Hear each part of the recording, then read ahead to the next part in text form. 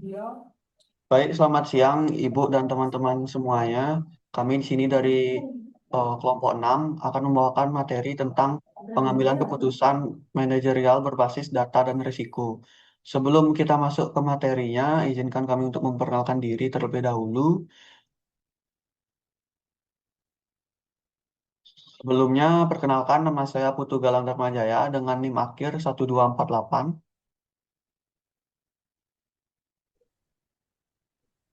Perkenalkan nama saya Iwayan Indra Augusta Negara dengan NIM akhir 240. Perkenalkan nama saya Ibtu Dwi Megarta dengan NIM akhir 041.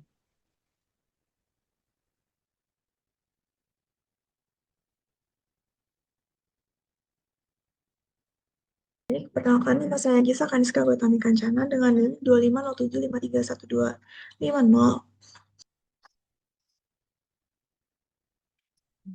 Perkenalkan, nama saya Lelo Putu Sugiantari dengan NIM belakang 229. Oke, baik. Di sini saya akan membawakan materi pertama tentang proses pengambilan keputusan. Jadi, pengambilan keputusan adalah proses penting dalam organisasi yang dilakukan oleh semua anggota, bukan hanya manajer. Keputusan melibatkan pemilihan di antara alternatif dan terjadi di berbagai tingkat, dari strategis hingga operasional.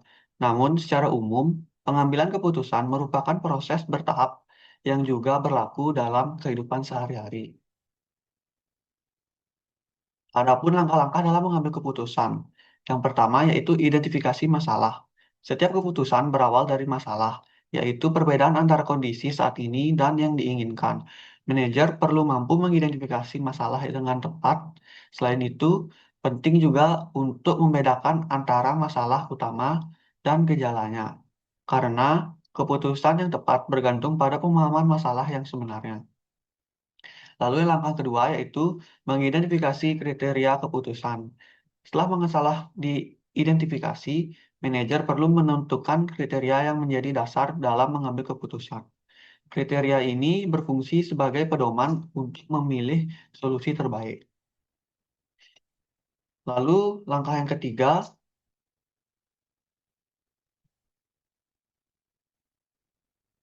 memberikan bobot pada keputusan. Karena tidak semua masalah memiliki tingkat kepentingan yang sama, sehingga pengambilan harus memiliki bobot pada setiap kriteria untuk menentukan prioritas dengan menilai kepentingan relatif masing-masing. Lalu tahap yang keempat, membuat keputusan alternatif. Langkah keempat, dalam proses pengambilan keputusan harus mengharuskan mengambil keputusan untuk membuat daftar alternatif yang layak yang dapat menyelesaikan masalah. Pada tahap ini, pengambil keputusan perlu berpikir secara kreatif. Lalu tahap yang kelima, analisis keputusan alternatif. Jadi, setelah alternatif ditentukan, langkah selanjutnya adalah mengevaluasinya berdasarkan kriteria dan hasil yang diinginkan dari masalah. Namun, langkah ini bisa disederhanakan jika satu alternatif sudah unggul di semua kriteria. Langkah yang keenam, dalam proses pengambilan keputusan adalah memilih alternatif terbaik atau yang memiliki peluang tertinggi dari langkah sebelumnya yang dapat menyelesaikan masalah. Baik, yang ketujuh, mengimplementasikan alternatif. Jadi, keputusan mulai diterapkan dengan mengkomunikasikannya kepada pihak yang terlibat dan mendapatkan dukungan mereka. Penelitian menunjukkan bahwa jika orang yang melaksanakan keputusan ikut terlibat dalam prosesnya, mereka cenderung lebih mendukung keputusan tersebut. Lalu yang kedelapan, mengevaluasi keputusan. Langkah terakhir adalah mengevaluasi hasil keputusan untuk melihat apakah masalah telah terselesaikan. Jika belum, manajer perlu meninjau kembali apa yang salah, seperti kesalahan dalam mendefinisikan masalah, mengevaluasi alternatif, ataupun dalam pelaksanaan keputusannya. Baik, untuk materi berikutnya akan dijelaskan oleh teman saya. Selanjutnya saya akan melanjutkan, yaitu pendekatan untuk pengambilan keputusan. Pengambilan keputusan adalah inti dari fungsi manajerial yang mencakup dari perencanaan, pengorganisasian, kepemimpinan, dan pengendalian. Meskipun banyak keputusan yang bersifat rutin seperti memilih menu makan siang sehari-hari, keputusan manajerial memiliki dampak yang lebih luas terhadap efektivitas organisasi. Seorang manajer harus mampu menentukan tujuan jangka panjang hingga cara menangani karyawan yang kurang termotivasi melalui proses evaluasi yang cermat, agar hasil yang dicapai dapat maksimal.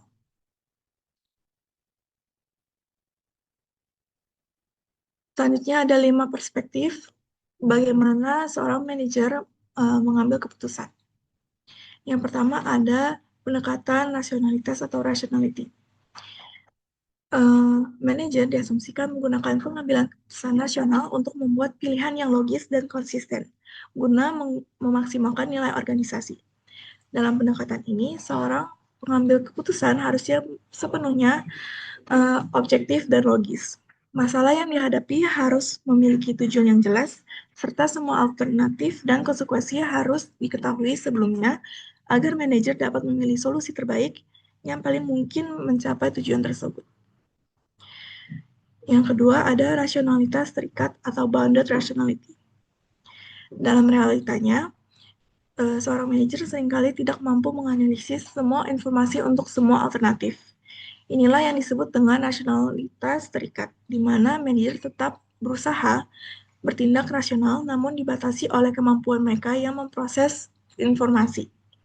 Daripada mencari solusi yang paling maksimal, seorang manajer cenderung melakukan satisfice, yaitu menerima solusi yang dianggap cukup baik atau memenuhi standar minimum yang diperlukan pada saat itu.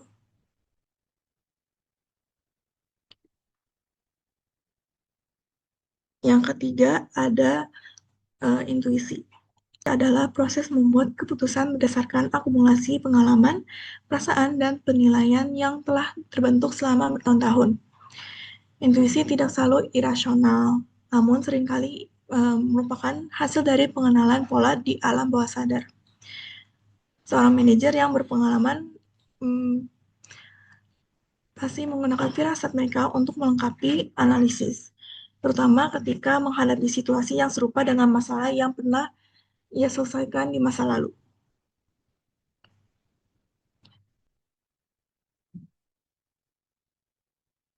Intuisi juga bukan sekedar tebak-tebakan, melainkan hasil dari beberapa faktor yang saling berkaitan, seperti pengalaman, yaitu berdasarkan latar belakang dan pengalaman masa lalu, kognitif dengan menggunakan keterampilan, pengetahuan, dan pelatihan, emosi atau affectionate, berdasarkan perasaan atau emosi saat itu. Lalu ada nilai atau etika, yang berdasarkan budaya dan prinsip moral manajer, dan proses mental bawah sadar, yaitu menggunakan data dan pikiran bawah sadar manajer untuk membantu keputusan. Yang keempat ada manajemen berbasis bukti atau EBMGT. Evidence-based management atau EBMGT mengajarkan manajer untuk tidak hanya mengandalkan intuisi, tetapi juga data, pendapat ahli, dan pengalaman kerja. Ada 4 EBMGT, yaitu keahlian manajer, bukti eksternal, opini dari stakeholders, lalu faktor organisasi internal, seperti konteks dan budaya perusahaan. Yang crowdsourcing. Crowdsourcing adalah pendekatan di mana organisasi mengandalkan jaringan orang-orang di luar lingkaran mengambil keputusan tradisional untuk mendapatkan ide atau solusi melalui internet. Dengan membuka tantangan kepada publik, manajer dapat mengumpulkan wawasan beragam dari pelanggan, pemasok, atau kelompok lain. Contohnya adalah perusahaan coklat Hershey, yang mencari solusi inovatif untuk menjaga coklat tetap dingin saat pengiriman melalui kontes ide global. Selanjutnya materi akan dilanjutkan oleh rekan saya. Terima kasih. Lanjut. Baik, di sini selanjutnya saya akan menjelaskan mengenai jenis keputusan manajerial. Dalam manajemen, keputusan dipengaruhi oleh jenis masalah yang dihadapi. Terdapat 2 jenis masalah, yaitu masalah terstruktur yang dimana artinya masalah yang bersifat langsung, sudah dikenal dan mudah didefinisikan. Untuk kondisi ini digunakan keputusan terprogram, yaitu keputusan yang sudah memiliki prosedur atau aturan yang jelas. Sebaliknya, masalah tidak tertutur merupakan masalah yang baru atau tidak biasa, di mana informasinya ambigu atau tidak lengkap. Dalam situasi ini digunakan keputusan tidak terprogram, yaitu keputusan yang membutuhkan analisis dan pertimbangan lebih lanjut. Bayangkan PT Kopi Nusantara, sebuah perusahaan yang menjual kopi kemasan, dua situasi berikut butuh keputusan berbeda. Untuk masalah terstruktur dibutuhkan keputusan program, contohnya setiap hari, staf gudang harus memesan ulang biji kopi jika stok di bawah 50 kg. Jadi sudah ada prosedur bakunya dan mudah didefinisikan. Untuk masalah tidak terstruktur dibutuhkan keputusan tidak terprogram, contohnya tiba-tiba ada kelangkaan biji kopi global karena gagal panen. Manajer harus memutuskan menaikkan harga, mencari pemasok alternatif, atau mengubah resep kopi. Hal ini belum pernah terjadi sebelumnya, jadi merupakan masalah yang baru yang dimana informasinya tidak lengkap. Jadi jenis keputusan sangat bergantung pada karakteristik masalah yang dihadapi. Next slide.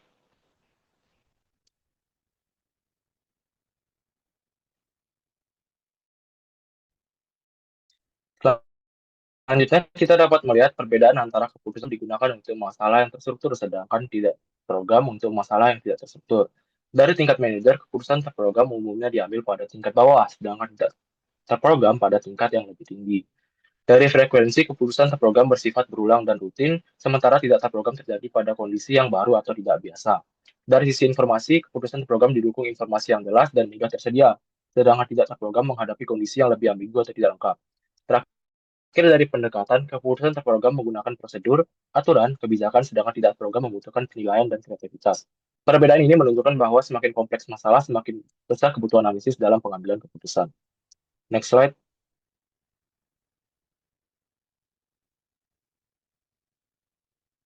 Selain dipengaruhi oleh jenis masalah, keputusan juga dipengaruhi oleh gaya individu. Gaya ini ditentukan oleh dua dimensi utama. Yang pertama adalah cara berpikir, yaitu apakah individu cenderung rasional atau intuitif. Rasional berarti keputusan diambil secara logis, sistematis, dan biasanya berbasis data, sedangkan intuitif lebih mengandalkan pengalaman dan persepsi dalam melihat situasi. Yang kedua adalah toleransi terhadap ambiguitas, yaitu kemampuan seseorang dalam menghadapi ketidakpastian. Ada individu yang cenderung menghindari ketidakpastian, namun ada juga yang mampu menghadapi situasi yang kompleks. Kombinasi kedua dimensi ini akan membentuk gaya pengambilan keputusan. Next slide.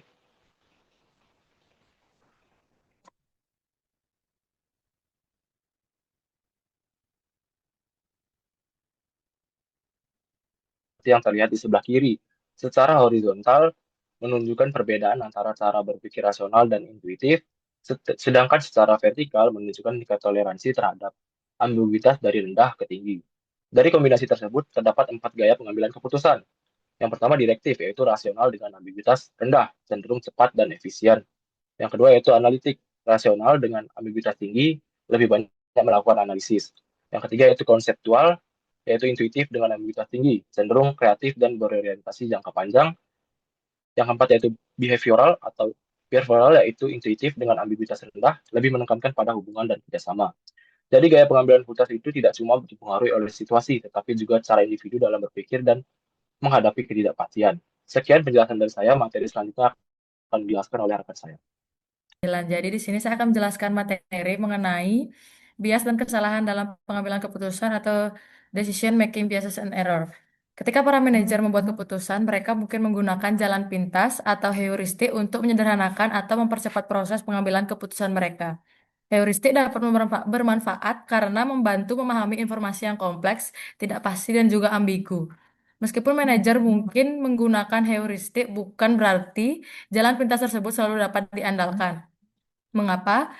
Karena hal tersebut dapat menyebabkan kesalahan dan bias dalam memproses serta mengevaluasi informasi.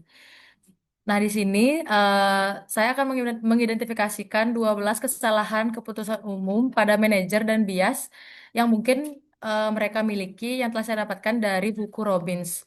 Yang pertama itu ada bias kepercayaan diri berlebih atau overconfidence bias, di mana ketika para pengambil keputusan merasa bahwa mereka tahu lebih banyak daripada yang sebenarnya atau memiliki pandangan positif yang tidak realistis terhadap diri mereka sendiri dan kinerja mereka. Lalu yang kedua ada bias keputusan instan atau immediate gratification bias, yang dimana menggambarkan pengambilan keputusan yang menginginkan imbalan segera dan ingin menghindari biaya atau upaya saat ini. Bagi individu-individu ini, pilihan keputusan yang memberikan keuntungan cepat lebih menarik daripada pilihan dengan keuntungan di masa depan. Lalu yang ketiga, ada efek penjangkaran atau anchoring effect, di mana menjelaskan bagaimana pengambilan keputusan terpaku pada informasi awal sebagai titik awal dan kemudian setelah ditetapkan gagal menyesuaikan diri secara memadai terhadap informasi selanjutnya. Kesan yang pertama, ide, harga, dan estimasi membawa bobot yang tidak seharusnya dibandingkan dengan informasi yang diterima kemudian. Next slide.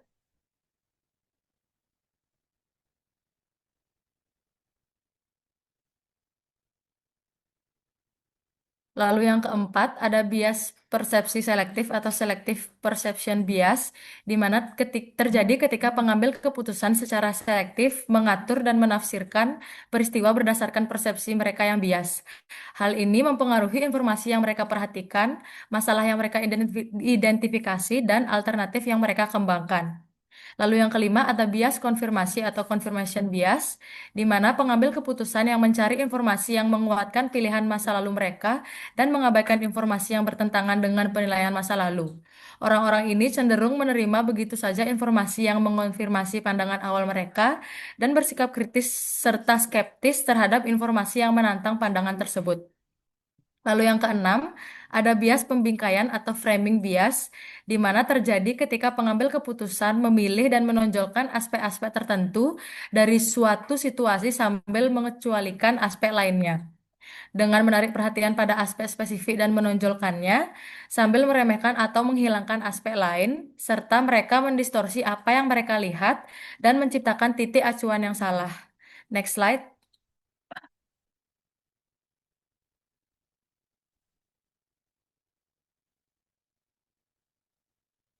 Lalu yang ketujuh ada bias ketersediaan atau availability bias, di mana terjadi ketika pengambil keputusan cenderung mengingat peristiwa yang paling baru dan paling jelas dalam ingatan mereka, di mana hal ini mendistorsi kemampuan mereka untuk mengingat peristiwa secara objektif dan menghasilkan penilaian, serta estimasi probabilitas yang miring. Lalu yang kedelapan ada bias representasi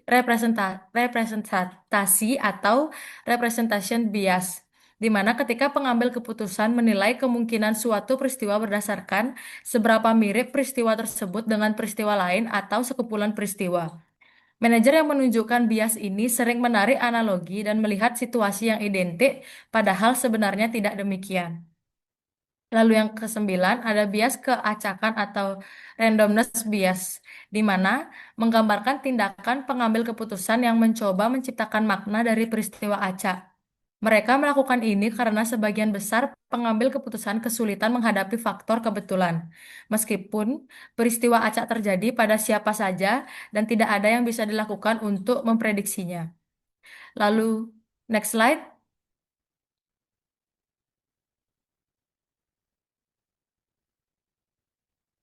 Dan yang ke-10 adalah kesalahan biaya tertanam atau sunk cost error, di mana terjadi ketika pengambil keputusan lupa bahwa pilihan saat ini tidak dapat memperbaiki masa lalu. Mereka secara salah terpaku pada pengeluaran waktu, uang, atau upaya di masa lalu dalam menilai pilihan daripada fokus pada konsekuensi masa depan. Bukannya mengabaikan biaya yang sudah tertanam, mereka justru tidak bisa melupakannya. Lalu yang ke-11 adalah bias melayani diri sendiri atau self-serving bias, di mana pengambil keputusan yang cepat mengambil kredit atas keberhasilan mereka, tetapi menyalahkan faktor luar atas kegagalan tersebut. Lalu yang terakhir ada bias peninjauan ke belakang atau hindsight bias, di mana kecenderungan bagi pengambil keputusan untuk secara keliru percaya bahwa mereka akan dapat memprediksi hasil dari suatu peristiwa secara akurat setelah hasil tersebut benar-benar diketahui. Next slide.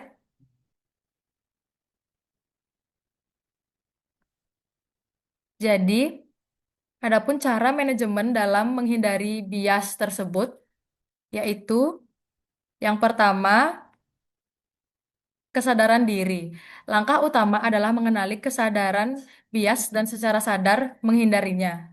Lalu yang kedua, pelatihan terukur, di mana pelatihan terukur ini mengikuti pelatihan untuk mengenali jenis-jenis bias guna meningkatkan kualitas keputusan jangka panjang. Next slide.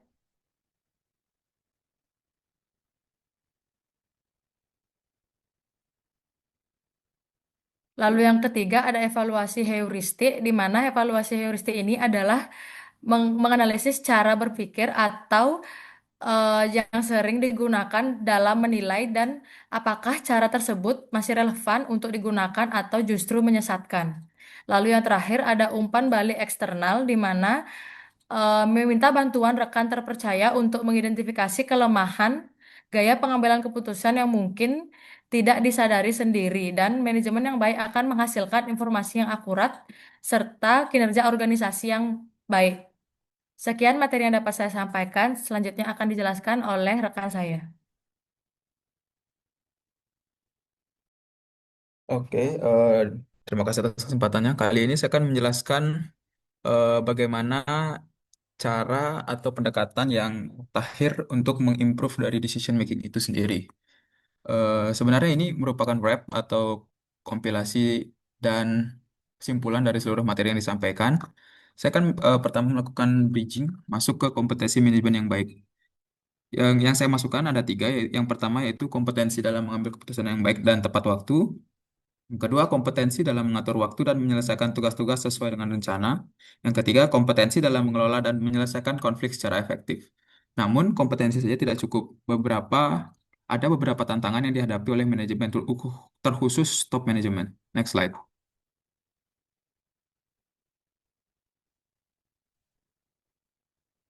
Beberapa contoh tantangan yaitu yang pertama ada tantangan dalam berkomunikasi dengan jelas dan efektif. Yang kedua, tantangan dalam mengelola dan menyelesaikan konflik internal dalam anggota tim itu sendiri. Yang ketiga, tantangan untuk beradaptasi dengan situasi yang terus berubah. Next slide. Oke. Di sini saya memasukkan tiga materi di dalam pendekatan Muktahir untuk meningkatkan kemampuan pengambilan keputusan. Yang pertama itu merubah cara berpikir dengan mendahulukan objektivitas dan menggunakan data yang tersedia. Jadi kita harus merubah, menurut buku yang saya baca, cara pertama yang bisa diterapkan untuk melakukan pengambilan keputusan dengan pendekatan yang Muktahir yaitu mengubah mindset dari top manajemen itu sendiri. Bagaimana cara manajer itu berpikir dengan tetap mengedepankan objektivitas dan menggunakan data-data yang tersedia dari periode sebelumnya. Kemudian digabungkan objektivitas dan data-data tersebut untuk menghasilkan keputusan yang eh, lebih lebih terarah dan lebih bisa diprediksi di masa depan. Kemudian yang kedua, optimalisasi penggunaan big data dan kecerdasan buatan. Seperti yang saya sampaikan tadi, penggunaan big data dapat dioptimalisasikan untuk melihat tren sebuah perusahaan, apa yang akan dialami di masa mendatang. Kemudian bisa dikombinasikan dengan menggunakan kecerdasan buatan untuk eh, melakukan riset lebih lanjut, namun tidak sepenuhnya dilakukan oleh kecerdasan buatan karena judgment atau penilaian dari manusia itu sendiri sangat penting di dalam melakukan pengambilan keputusan. Karena beberapa hal AI itu belum bisa menyamai kemampuan manusia dengan mempertimbangkan perasaan dan lain-lain dalam melakukan pengambilan keputusan yang tepat bagi sebuah perusahaan. Kemudian yang ketiga, mendirikan program team building di organisasi yang dapat meningkatkan hubungan dan kerjasama dalam tim. Sebenarnya ini program internalisasi yang dapat membuat sebuah tim di dalam sebuah perusahaan itu semakin solid sehingga memudahkan koordinasi antar pekerjaan itu sendiri. Eh, Tim building dan tim building ini juga dapat bermanfaat di dalam kecepatan penyelesaian pekerjaan dan tingkat ketepatan penyelesaian pekerjaan itu sendiri. Dengan memiliki tim yang solid, sebuah pekerjaan atau krisis yang dialami perusahaan, dan sewaktu-waktu itu datang, akan dengan lebih cepat dapat diselesaikan dengan efisien dan efektif. Next. Oke, sekian materi dari kami. Apabila ada salah kata, kami mohon maaf. Kami tutup dengan Paramasanti. Om Santi Santi Santi Om.